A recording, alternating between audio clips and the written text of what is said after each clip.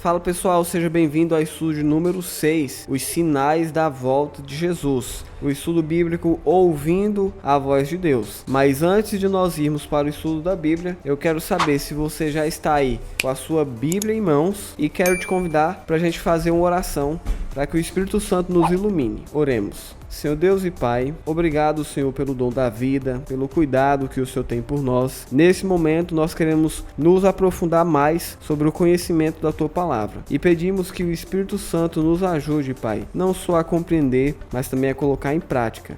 Essas bênçãos nós te pedimos, no nome de Jesus. Amém. Desde criança, você provavelmente deve ter ouvido falar que Jesus voltaria. E eu também já ouvi falar da volta de Jesus desde pequeno e de que haveria sinais no sol, na lua, nas estrelas. E hoje nós vamos aprender sobre os sinais da volta de Jesus. Os que estão se cumprindo, aqueles que já se cumpriram, para que você e eu possamos ficar apercebidos, para que dia da volta de Jesus não nos pegue de surpresa, tá bom? Então a primeira pergunta diz assim, que sinais seriam vistos no mundo social antes da volta de Cristo? E a resposta está lá em Mateus, capítulo 24, e também em 2 Timóteo, capítulo 3, do verso 1 ao 4, que diz assim: E certamente ouvireis falar de guerras e rumores de guerras. Vede, não vos assusteis, porque é necessário assim acontecer, mas ainda não é o fim. Porquanto se levantará nação contra nação, reino contra reino, e haverá fome e terremoto em vários lugares. Nesse tempo muitos hão de se escandalizar, trair e odiar uns aos outros. E Timóteo diz assim: Sabe, porém, isso, nos últimos dias sobrevirão tempos difíceis, pois os homens serão egoístas, avarentos, jactanciosos, arrogantes, blasfemadores, desobedientes aos pais, ingratos, irreverentes, desafeiçoados, implacáveis, caluniadores, sem domínio de si, cruéis, inimigos do bem, traidores, atrevidos, enfatuados, mais amigos dos prazeres do que amigos de Deus. Essa primeira pergunta aqui nos leva a observar a sociedade antes da volta de Jesus. Como que as pessoas estarão agindo? Qual que vai ser a atitude das pessoas? Uma característica no mundo social.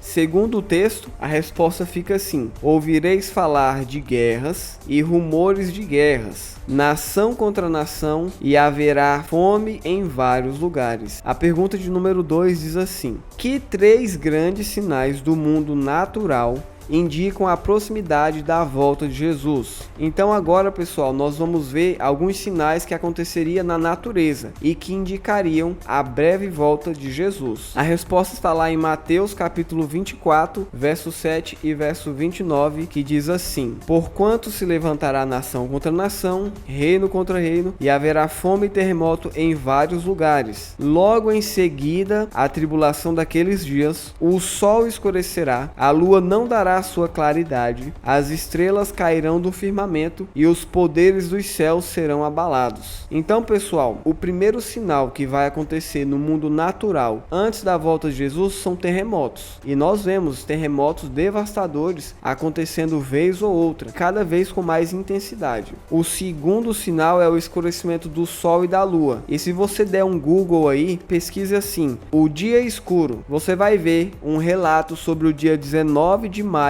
de 1780, onde aconteceu o chamado que ficou registrado na história como o dia escuro. E o terceiro sinal é a queda de estrelas. E no dia 13 de novembro de 1833 ficou registrado nos Estados Unidos a maior chuva de meteoros que já aconteceu na história. Você também pode dar um Google e pesquisar aí. Então são esses os grandes sinais que aconteceriam no mundo natural antes da volta de Jesus: terremoto, escurecimento do sol e da lua e a queda das estrelas. A terceira pergunta diz assim: que sinais seriam vistos no mundo religioso antes da volta de Cristo? Então a gente já falou aqui no mundo social, no mundo natural, agora no mundo religioso, entre as religiões, o que iria acontecer. E o texto está lá em Mateus capítulo 24, verso 4, verso 5, verso 11 e também o verso 24. que diz assim: E eles lhe respondeu: Vede que ninguém vos engane, porque virão muitos em meu nome dizendo: Eu sou o Cristo, e enganarão a muitos. Levantar-se-ão muitos falsos profetas e enganarão a muitos, porque surgirão falsos cristos e falsos profetas, operando grandes sinais e prodígios para enganar, se possível, os próprios eleitos. Então, pessoal, a resposta da pergunta número 3 fica assim, ó: haverá falsos cristos e falsos profetas. O engano será baseado em sinais e prodígios, ou seja, milagres. A iniquidade se multiplicará. Mateus capítulo 24, verso 11 e também 1 João capítulo 3, verso 4. Então, a observação da terceira pergunta no mundo religioso fica assim: muitos falsos profetas estariam buscando enganar as pessoas. É por isso que nós precisamos conhecer muito bem o que a Bíblia nos ensina, para não sermos enganados, porque esse é um sinal que aconteceria antes da volta de Jesus. Muitas pessoas, através de milagres, enganariam muitas pessoas através de uma aparência de religião cristã. Tem algumas opções aqui também, né? Qual é a motivação dos falsos profetas ao pregarem a Bíblia? Então, se você ler lá 2 Pedro, capítulo 2, verso 1 ao 3, você vai ver que as pessoas que pregam o evangelho, esse falso evangelho através de milagres e de curas, esses falsos profetas, eles fazem isso por amor ao dinheiro, por avareza. A resposta para a letra B fica assim: o que atrai as pessoas a esses falsos líderes, ou seja, essas pessoas que pregam o falso evangelho? As pessoas vão até elas pela amizade, por uma doutrina sem base bíblica, por causa de sinais, prodígios, por causa de curas. Todos esses sinais aqui fazem parte das pessoas que tentam enganar as outras através de uma aparência de religião. E a quarta pergunta diz assim: além desses, que importante sinal foi mencionado por Cristo? Mateus capítulo 24, verso 14 diz assim: e será pregado este evangelho do reino por todo o mundo, para testemunho a todas as nações. Então virá o fim. A resposta da quarta pergunta fica assim: a pregação do evangelho verdadeiro em todo o mundo. Então, além dos sinais no mundo social, no mundo natural e no mundo religioso, outro sinal que antecederia a volta de Jesus seria a pregação do verdadeiro evangelho em todo o mundo. A quinta pergunta diz assim: Paulo fala de outro evangelho que está sendo pregado. Gálatas capítulo 1, verso 6. O que fazer para não ser enganado? A resposta está lá em 1 João capítulo 4, verso 1, que diz assim: amados, não deis crédito a qualquer espírito, antes provai os espíritos se procedem de Deus, porque muitos falsos profetas têm saído pelo mundo afora. Essa é uma observação muito importante. Em meio a essas pessoas que têm pregado um falso evangelho, como é que a gente faz para saber qual que é o verdadeiro e qual que é o falso? Olha só como é que fica a resposta: devo provar se o ensino está de acordo com a palavra de Deus. É estudando a Bíblia, lendo a Bíblia diariamente, e quando alguma pessoa ensinar para você algo que a Bíblia não ensina, você vai saber que ela está tentando te enganar. Porque Deus manda provar o ensino dos falsos profetas? Mateus capítulo 7, verso 15 e 2 Pedro 3,16 diz assim: acautelai-vos dos falsos profetas, que se vos apresentam disfarçados em ovelhas, mas por dentro são lobos roubadores. Ao falar acerca destes assuntos, como de fato costuma fazer em todas as suas epístolas, nas quais há certas coisas difíceis de entender, que os ignorantes e instáveis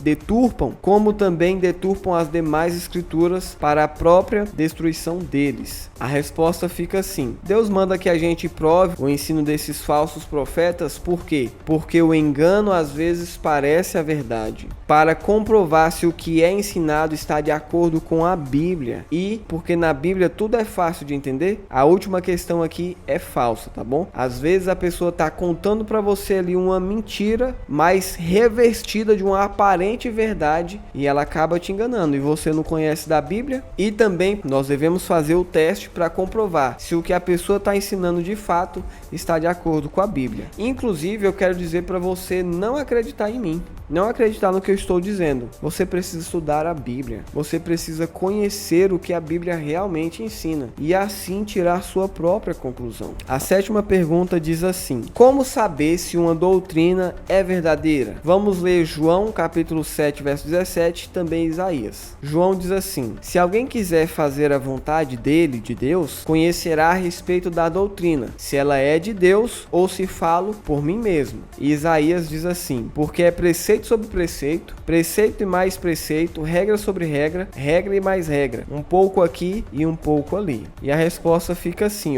nós precisamos ver se a doutrina está de acordo com toda a Bíblia. Verdadeiro. Quando a doutrina é baseada em só um livro da Bíblia ou só no Novo Testamento, ela é verdadeira? Falso. As escrituras sagradas, elas não se contradizem. Então a gente não pode apenas em um verso da Bíblia tirar uma doutrina ou apenas em um livro. Por quê? Porque a gente estuda sobre um texto da Bíblia, sobre um assunto no Antigo, no Novo Testamento, em um livro, em outro, porque quando a gente pega a junção de todos os livros da Bíblia, a gente vai ter mais clareza sobre aquele assunto. Quando uma doutrina é baseada em uma parábola e poucos versos, também é falso. Então, pessoal, uma doutrina verdadeira, ela está de acordo com todas as escrituras, com o Antigo e o Novo Testamento. E a 8ª pergunta diz assim: se os sinais estão se cumprindo, por que Jesus ainda não voltou? E a resposta está lá em 2 Pedro, capítulo 3, verso 9, que diz assim: não retarda o Senhor a sua promessa, como alguns a julgam demorada. Pelo contrário, ele é longânimo para convosco, não querendo que nenhum pereça, senão que todos cheguem ao arrependimento. Então, pessoal, Jesus ainda não voltou, porque ele está sendo longânimo. Ele tem um longo ânimo, ele é paciente conosco, porque ele quer que o máximo de pessoas possível se arrependam, se convertam e sejam salvas.